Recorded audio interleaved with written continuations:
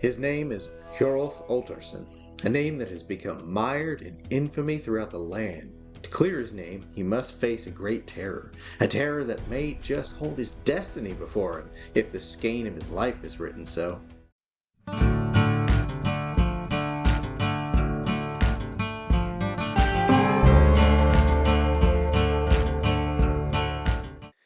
Hey there, everyone. Welcome back to another Solo Play Sunday, the show where I bust out a game and roll some dice for y'all's entertainment or just amusement. Thank y'all for tuning in again, and welcome to all the first-timers here. I'm your host, Gen X Man.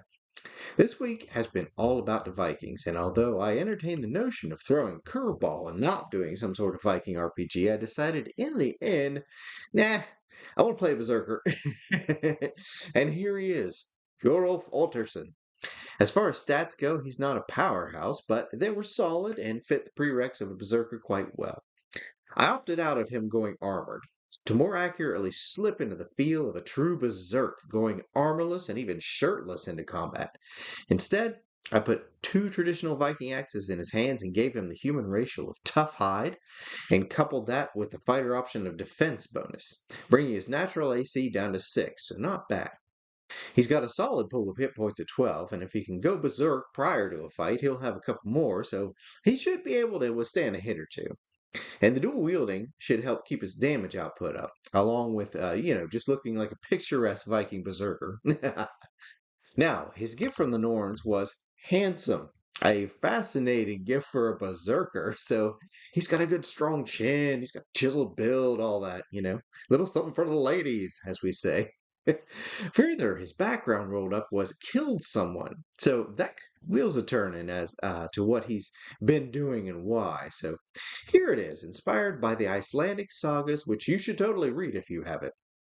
As is customary with the region, there were games held during spring. Competition is naturally fierce, and it's spring, so all the young bucks' blood is up. During one of these games, Hjorolf has been slighted, a little bit of friendly cheating going on. Being a berserk, we can assume he's hot-tempered, so he's having none of this. So he calls the opposing player out on it, who just laughs him off. Fetching one of his axes, Hjorolf plants it firmly in the man's skull, and the game is called due to fatality. A trial is held at the local hall. It's pretty much a sham. Everyone saw Hjorolf do it, but something unexpected happens. An old wise woman comes forth and declares Hjorolf might be a berserk, hence why he reacted so drastically to the other man's slight. Witnesses come forward, they confirm that he's always been, grossly hot-tempered. They just played around it. However, in this instance, things boiled over, and we're at where we are now. It is unwise to discount the words of a wise woman, so the chieftain will let the gods determine if this is so. Hjorolf, if he is truly a berserk, must go out into the wild and let the gods guide him to a spirit animal that he must then slay and bring back proof of the slaying. If he can do this, then he will be pardoned and will pay restitution to the slain man's family. If he does not return, well, they'll assume he was just a guy, and whatever's out there waiting for him ate him, and that'll be that. So, we begin our adventure with Hjorolf being given spiritual guidance in the form of spirit vision drugs. So he begins tripping out. To his surprise, he does in fact see a path before him, a wispy trail of smoke and ether that beckons him on. Alright everybody, we've got our map set up. This was the cave system. Hjorolf, on his spiritual journey, has been led by, the ether, the tendrils of fate of the Norns to this cave. He has found this cave, and he knows that his destiny awaits inside. Obviously, we have some idea what that fate is, but he does not. So, okay, we also got our oracle out and ready, just in case we have any questions. So here we go. All right, so Hjorolf is going to be the first one to move because he's the initiator of the action. The opposition isn't doing anything yet. Now, part of his makeup is that he has increased movement. So he has 7 spaces instead of 6. So he's moving 3, 5, 6. Now, he's going to stop and listen. He's going to be kind of tactical. He knows his... Actually, you know what? He's not going to stop and listen. He's on a spirit journey, so his mind's all messed up and such. So he's going to behave a little tactically, but also not too much preparedly. So he knows his destiny lies in here somewhere. So instead of being sneaky and tactical and such, he's going to roar, challenge into the cave, and let whatever's in there, let it know that he's here, and he's here to face his destiny. Well, this obviously alerts the bear living in the cave, which, promptly gets up and is just kind of like, whoa, hey, somebody's in the cave. So the bear will answer the roar, and he roars back, and Hjorolf hears the challenge, and he's got his axes, and he's just kind of like, all right, let's meet fate head on. So he's going to go ahead and burn the rest of his move. There we go. The bear is obviously aware of him. Hjorolf is making himself known. There's no need for subterfuge. Bear moves his initial 6 and keeps charging for 6 more, just shy. If he had one more space and movement, he could have actually done a charge attack, but he's one space shy. So round 1 was just a bunch of movement. Both combatants are going at each other.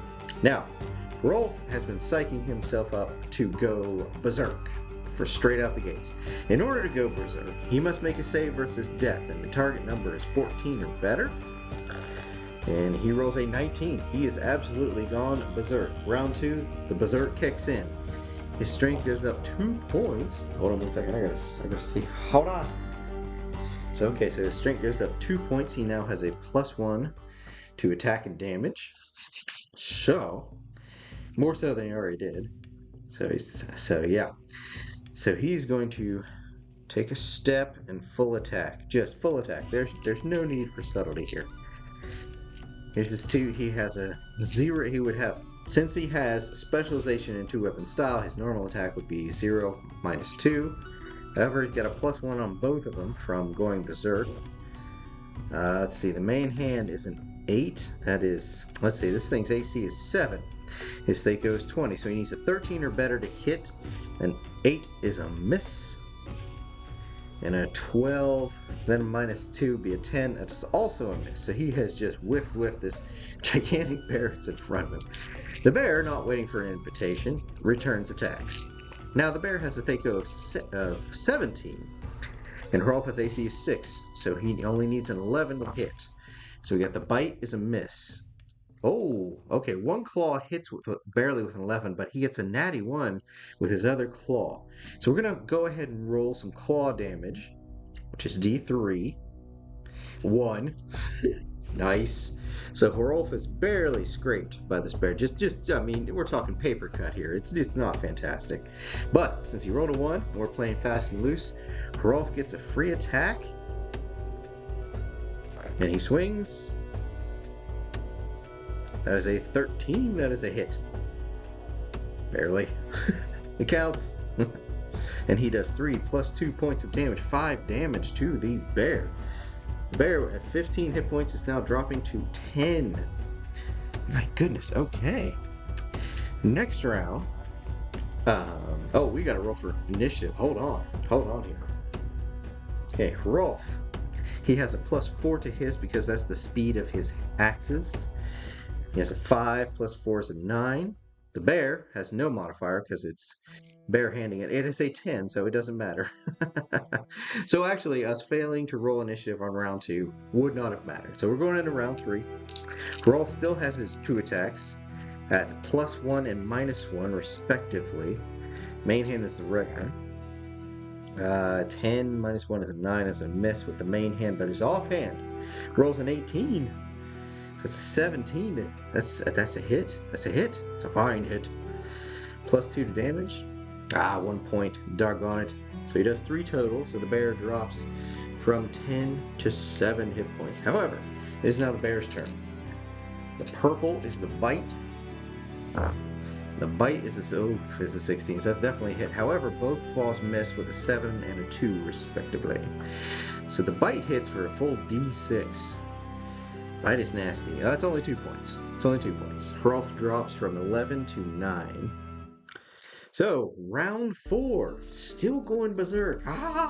Choppy. Hjorolf takes another 2 attacks. Can he bring this thing down before it eats him? Main hand is a 16, plus 1 is a 17, that is a hit, and the offhand is a natural 20, a natty 20. Alright, main hand is the dark green one. So these are both plus 2 to damage. The offhand is doubled.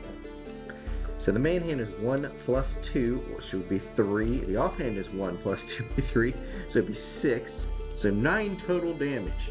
9 total damage to the bear that had 7 hit points. Hjorolf has conquered the bear. His spiritual journey is complete. He is a berserker. Yeah, I was a gun. I never let on because I figure it's bad for ratings or building tension or whatever, but I was real worried about this one. A full-size bear against a fella that goes balls out melee, no armor, no shield, mediocre dex. Yeah, I was worried. No healing backup, nothing. But I figured, let's just see what this fella's gain is. And we found out. And to top things off with a natural 20. Yeah, buddy. I just love it when it goes like that, all dramatic and such. Or just anyway. So Hjorolf will return to the chieftain and present some bear bits. All assembled will be astonished. As to the fang of the claw he presents, we'll have the barest hint. See what I did there? The barest hint? Anyway, the barest hint of a rune upon it, and thus it will be easy to interpret the will of Odin here. He'll be pardoned of the murder, but he will have to make restitution to the family in an acceptable form of loot of some kind, usually a chest of silver. So he's going to have to go out and get some treasure to pay off that debt. But that's a story for another time.